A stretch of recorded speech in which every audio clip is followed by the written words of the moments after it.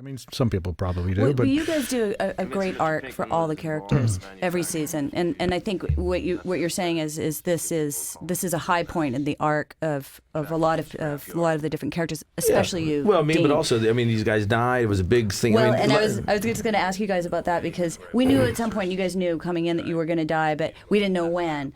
And I have to say, when I found out that it was this episode, and I remember I went to the trailer and sat down with you guys, and I broke it to you. How was that for you? I was sad. did you cry? Did you cry like babies? No. No. Yes. Just like the interview for the LA Times, I said, it's not crying if the tear doesn't fall. So it was not crying. I was holding it. wow. You know, but it was like, I was like, man, so soon. No. Yeah, it I'm was jumping. sad. I'm jumping ahead, but you were both supposed to die in this episode, and then we realized it was going to be a sort of a major error if we go through the season and Walt never makes eye contact with. At the end of the episode, you were going to get Mike was going to show up and drown you in a puddle of water just to bookend the episode. To bookend the episode, you crawling away with your broken legs. But then we realized, well, Walt has never seen these guys, and then the very cool scene was pitched with you with your severed legs Hopping out. That was cool. hopping out of bed. That was cool. Just want to give you Yeah. Dean, you were great in this scene. You feel your pain. This was a given a detailed version. This was poor Hank, man. Oh goodness. We know all about his history. It was really interesting how that character you took him from just horrible in a way. People hated him when he beat up Jesse. To Not everybody. with about 3 scenes got him to people liked him. Or didn't like him, but they cared for him. But what I love about the beating scene is that you could see it from both sides. It's like, no, Hank, don't do it. Wait a minute, Wait. Jesse has it coming, the little bastard. Yeah, right. Go get him. Yeah. And then you unleash on him, and then you're like, you don't know how to feel about it all. But Yeah. Our original cut of that, I guess I should say my original cut of that was much more violent. Was it? And, Yeah. and Vince very rightly so pulled it back because he didn't want to make it look like you killed he Jesse. is such a little girl. Vince is kind sometimes. of a pussy, I love this element here, though, taking the thing with the shame that you hands, had, and that was detailed in the script. Yeah. That he took it Yeah. off, and the shame of it was great. Well, and this shot here, this wide shot that we're coming up to too. Yeah. And it was important to me here that we see you, bending over your hands in front of all these guys. I mean, it's so humiliating. Right. Which leads to this humiliation of having to walk. I mean, really, from where he started in the show to this moment, it was like the worst. Yeah, Hank is cock of the walk all the time. Yeah. He's And have to walk through that crowd now. tuck his tail Ooh, I between get his chills. legs. I get chills just feeling it right now. That poor guy. It is it's very cold in here as well. Yeah, the that's studio right. is freezing. No, you had so many emotions, Dean, that you went through in this episode. It was awesome. Oh, here's our magically disappearing background extra. There he is in the background, and then he comes walking down the hall. That's one of those things. You're moving at everybody's moving 100 miles a minute, and Well, there was detail. another reason for that topic. Nobody notices it. I know. But I like to point it out and ruin things, ruin the magic. The lovely Betsy Rand. This is the only time I got a little methody, man. I said, Betsy, I don't want to rehearse this, and don't look at me in the rehearsal. And that's the first time I see her right there. Oh. Because I just couldn't. She was so great, I just couldn't. I didn't want to waste it. I get more comments on this scene than me too. I mean, people love this scene, Dean. And when we shot it, I was going to cover it.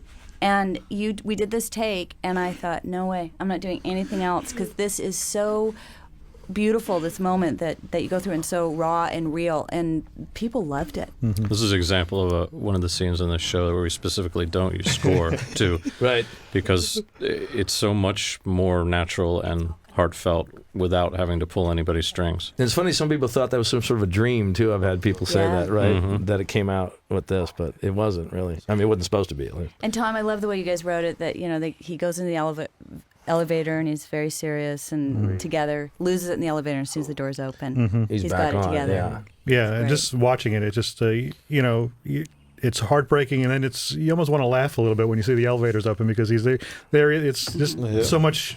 I mean, people do it in real life. As you get bad news and you can't hold it together, and you have a private moment and you sort of let go, and then okay, here comes somebody, and you kind of snap Get it back to together. Yeah. Here's the cutting of the Peanut butter sandwiches. Lovely cutting of the Perfect egg cutting. whites. Yeah. This was much longer originally. I think we really got in some detail of the cut of the peanut butter sandwich. But here comes the lovely Anna Gunn into Walt's condo. Which is Yeah. have we mentioned that this is Vince's? Oh no, okay. We did it. Vince doesn't we did live before. here. When Oh, he you was did? here. Yeah, Oh, okay. so- I wasn't sure it was public knowledge. Yeah. Yeah. I gave the phone number. I don't know if that was that was cool. So it's okay to give the address. Yeah. Okay. Yeah. This is Vince Gilligan's condo Yeah. in Albuquerque, New Mexico. Yeah. I don't suppose you just Oh man! Hey, I mean, just back to what we were saying about 1 minute there, and I think I've talked to Michelle about this before. I've had people come up to me who know the title of this episode, and I don't know the title of any episodes, and I'm even the ones I've been in. You know what I'm saying? But they'll go, "Oh man, 1 minute," And so, That's nice to hear. Oh yeah. Trying to find an RV. So There we go. here's Skylar questioning, what Walt knows, and it's for a minute there. It seems like she's concerned about Walt's safety, Right. and Is this why you're here? No. what I like this is her attempt at saving Hank and just planting the seed of what happens next with Jesse. Yeah. They both have very cold moments in this scene. It's very you really see how far down their relationship has Yeah. fallen. Yeah. Feel it falling apart. It's a feel-good episode. And that was another. I mean, this, another worry is that boy, this episode gets so dark, and you just want to have those comedic moments anywhere you can. So we throw in the trucker, and you got Saul Goodman, and because it gets very bleak. It's true. No, Daniel and Lewis, what did you guys think when you read this episode? I couldn't stop. I read it. I couldn't stop. I was like, wow. How are they going to do this? How are they going to do this? Wow. I was just like, wow. I was just, like one of those good books that you can't stop reading. Was there anything you were worried about? No. Dying. No, because I Dying. didn't. I was sad the whole time. I was like, I can't believe I'm dying. I'm reading. I'm like, I don't want to get there. I don't want to get there. But I didn't know how long we had to shoot it. That it was going to be the day we had. fast? Yeah. I was reading it and I was like, wow, how are they going to do this? This is going to be cool. I was just thinking, we have Right. all the time in the world. And then when we got to that day, it was like, oh, run over here, run over there, run over here. I was like, wow. But That was intense. yes, it was. Oh yeah. Oh, back in the super lab. Back in the super Gail. lab. Yeah. Gosh, Michael does a beautiful job lighting. Oh yeah, He really does. fantastic. I love this. I think this was a joint idea by Brian and David Costabile that Gail starts dressing a little more like Walt. Oh, that's cool. Yeah. It was very funny that first day on the job, he was sort of dressing that, he's wearing some kind of hippy-dippy-ish Right. Pullover thing. or Yeah. thing with it. Yeah. And then he comes to work the next time, and Wow. he's That's nice. trying to look a little more like his hero. So, yeah, Skylar planted the seed that something has to be done to help Hank. What could be done? And then this is the seed sort of takes root here. Just one little annoying thing that Gail does sort of gets under Walt's skin, and it's just like the idea starts formulating that get rid of Gail and bring in Jesse, and that'll save Hank. Yeah. But Did you guys know when you wrote this scene where you were going at the end of the season yet or not? oh no, I don't know. Wow. You know, really?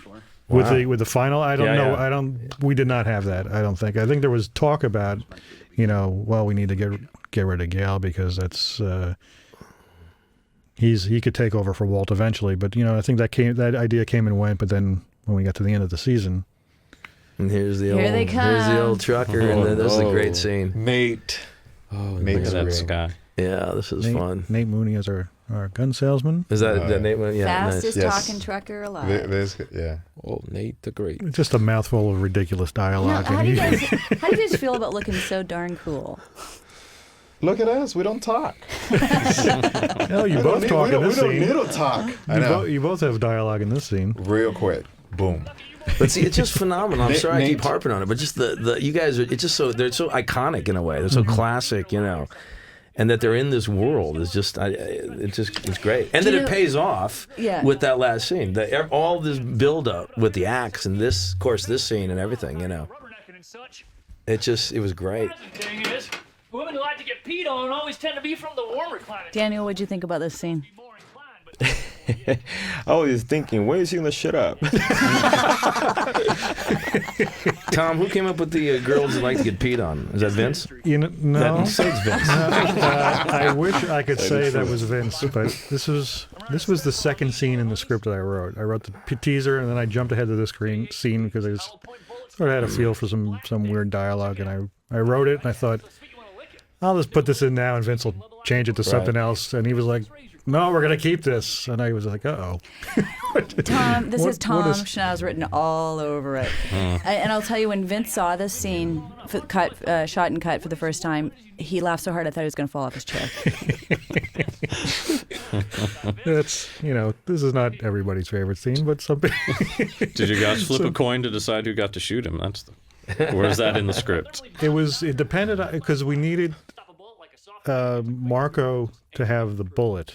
So indeed. That's why we the bullet that he pockets, and we were just want to make sure.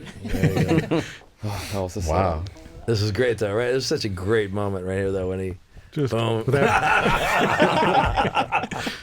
hesitating. That was cool. Wow. But everybody just the thing everybody comments is on that. They actually paid this guy the money. They didn't kill him. They let him live. When does that happen with these guys? But they have their rules they live by. Yeah, and they wanted to see if it worked. Yeah, and it did. Yeah. So here you go. You never know when you're going to need to buy from this guy again. So you know why. Here you go. Yeah. Why kill him? You know, it's always with the utmost concern of ours to make sure that the cousins look really cool.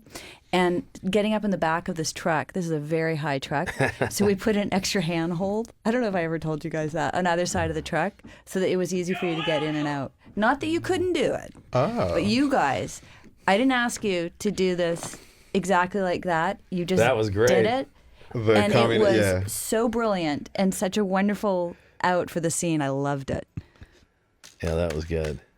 All right, so here's Walt's plan taking fruition. We originally I had written in a music montage, which was sort of the opposite of the 306 montage, where they're getting along, and it was just the two of them, just nothing connecting, nothing going right.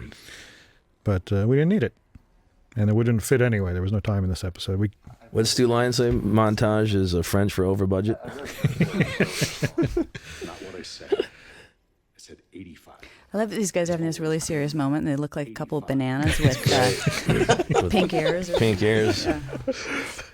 All the primary colors, that's a Vince thing, right? All these kind of like strong primary colors everywhere. Isn't that his thing or something? Anybody? No? Vince is, he is involved in every tiny minutia of the making of the show. He actually calls me the night before and tells me what kind of underwear to wear. Which is nice, yeah. But that's part of his really genius, being involved. Yeah. That is being involved. Lacy, not lacy. The kind with a hole in the back is what he requests. Is that what you call it, a hole in the back? So backwards. Here's our sludge. There's the sludge. Look at that shot. We do those every once in a while too. That's a camera, right? Not an actual That's right, yeah. film. That's done with a stills camera. Yeah. Oh, Dean, you were so good in this scene. Oh, this scene, when I read this scene, man, I really felt like I was doing the best American stage play, man. So I don't know who the fuck this guy is, but... Both of you and Betsy. And I'll tell you, what was really amazing, too, is that we could not afford the time or the money to go to the actual Schrader house. Right. And so we had to build the bedroom on set, but we... Again, for financial reasons, we only had enough to build a two-walled, a half set, 2.5-walled set or something. And so you guys, this is not the real Schrader bedroom, and we didn't even have enough carpet to go more than about 4 feet out in front of the bed. Please send money if you're listening to this. Please, fans, gather together, help us produce. Breaking we need 3-wall sets. And that piece of wood on the side there is the side of the dresser, and the other piece on the left side is a piece of card. But you see it in there's actually a public access show going on right next to us right now. Wish we had to shush him up every once in a while, but. Yeah. You guys are so great in the scene. It was. This is so funny. Michelle and I had a discussion about this. There's a moment at the end where I tear up, and she was adamant that we don't. I didn't see it last time we talked about this, but I said every time I read this damn thing, I couldn't get to that line that he's not the man he thought he would be or thought he was. Without tearing up, you know, and it wasn't like I tried to do it. It was just if you went through the thought process of this scene and the words that he goes through, it just happened every single time, and I could not do it. So. Well, what I love is I think it's more heartbreaking when you see a man trying not to cry. Absolutely. And because you held it back, and at the very end, when you say that in your voice, has this little tiny crack in it. It is it's heartbreaking. I love it. Such an interesting editing choice in this scene too. I mean, because Dean was great in every take, but we used a lot of these takes. I love it. Yeah, extended takes where Dean is out of focus in the foreground, and you're sort of watching this through Marie's eyes, which is even more heartbreaking. It just adds that extra layer of you're sort of seeing her, see him admit this truly devastating, conclusion about himself, is that I'm not the man who I thought I was, and he's laying it all out on the table. Yeah, I think you really see how in love this couple is in this scene as well, which is very touching. Yeah, I thought that was. I mean, I just think I might have said it to you before that I thought people will remember that shootout, but for me, this whole episode was about marital love in its way that you really see between these two people, which is different than romantic love and this love. Just that they really got each other's back at the end of the day. You know what I'm saying? Yeah. And she was willing to try to get him to lie a little bit, but he's the no, and she that's a great look. You know, not just beautiful. Marie, everybody I feel like in this episode is sort of giving Hank the chance to fudge the facts a little bit. You know, do you really want to say this? You don't have to do this, Hank. Hank, just tell the story that he attacked you, and everything will be okay. And he's like, no, I'm gonna be a man. He's gonna be a man, yeah. And that's why everybody falls back in love with you after beating up Jesse, is because you're a man. You're a good guy. He ends up being making that choice, man, which is interesting. Yeah. Everything that's happened. We chose to be very quiet in the scene, Dave. Yep. I swear to God, Marie. That's all. Yep. And I'll be quiet about it. No, the performances are so strong here. One of the best things about writing music for this show is that we almost never have to add music just to add music's sake or to help with any kind of these types of very personal emotions. They're so well played and written to begin with that it's much better and more real to stay away from them musically. Yeah, a lot of other shows would add the emotional score here, and it just, and it would, it works on other shows, but this is, that's what makes Breaking Bad so special.